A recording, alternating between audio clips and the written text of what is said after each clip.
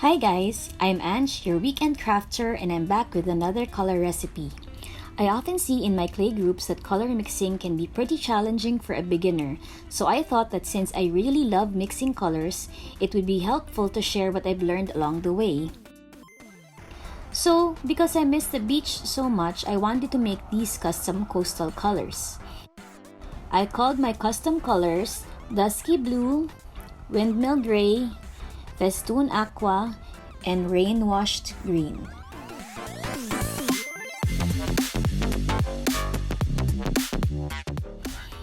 Before I make my colors, I want to make sure that my work area is clean. Since I am using a glass mat, I clean it by spritzing it with a little bit of alcohol and wiping it down. The first color that I want to make is Dusky Blue. You will need 2 parts Sculpey III in light blue pearl and 1 part Sculpey Primo in royalty. You can also use other clay brands that are closest to the colors that I am using. I'm only using these particular brands because they are the ones that are currently available to me. I think this is also one of the reasons that I had to teach myself how to blend colors. Many of the stores that I normally go to for clay are still closed, and so I have been forced into making the most of the clay that I have on hand.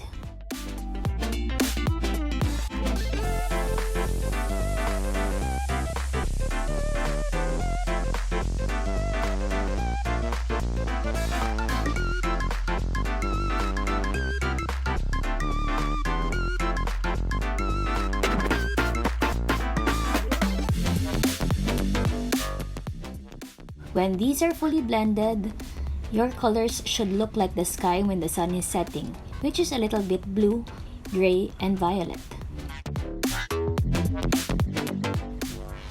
For the second color, I started with the same 2 colors, using 2 parts Sculpey III in light blue pearl and 1 part Sculpey Primo in royalty.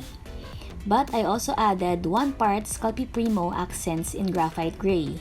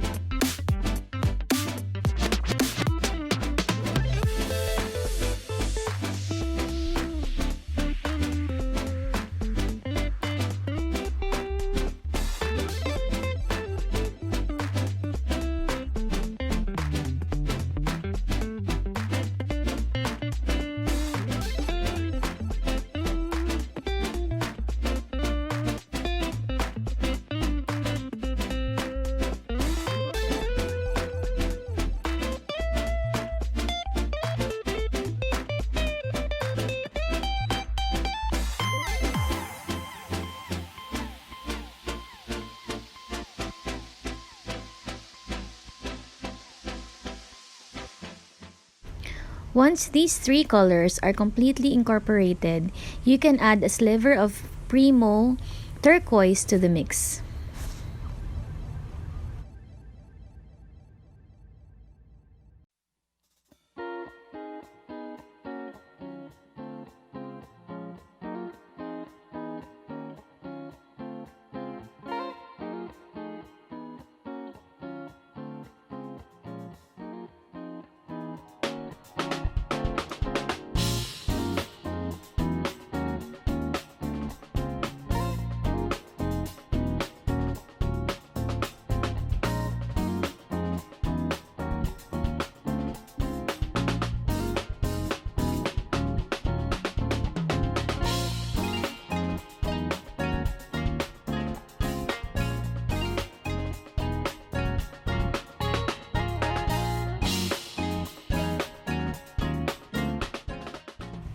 Once completely mixed, this will look a little bit more gray than the first one that I made because of the graphite gray.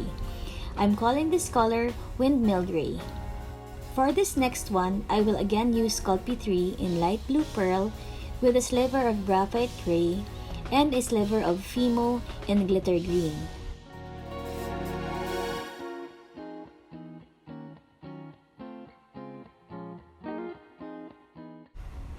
I have to blend these out first because my green is already pretty crumbly.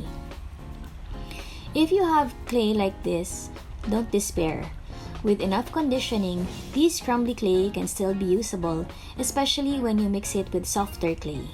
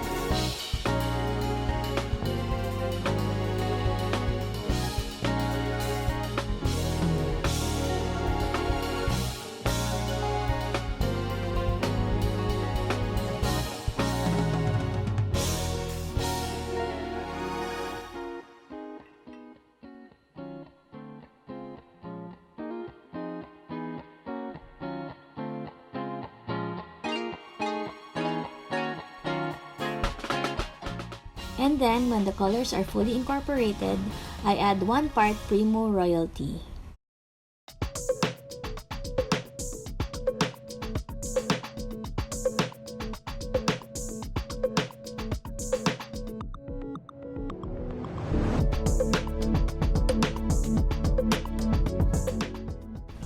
The resulting color is a beautiful and rich green pastel with a hint of gray.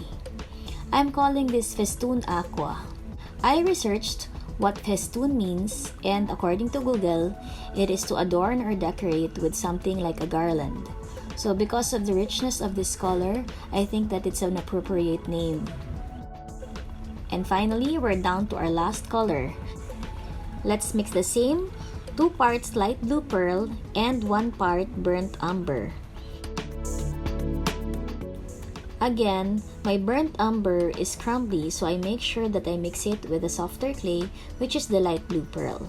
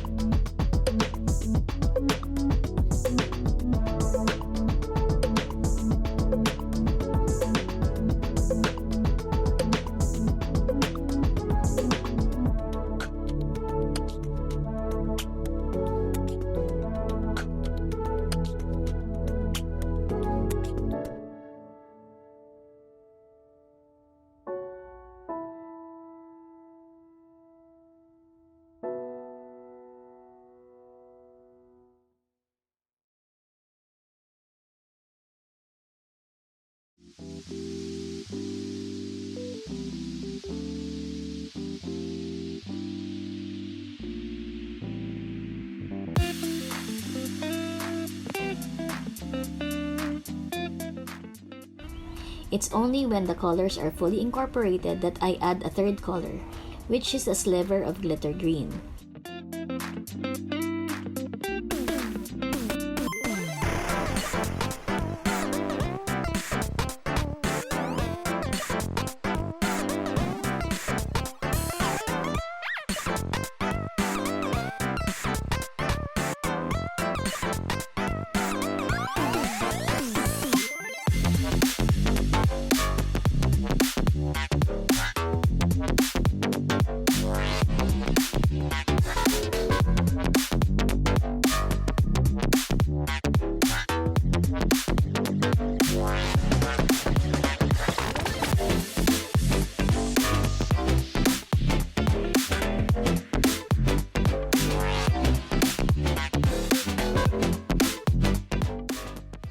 This will result into a very pastel green with an undertone of yellow.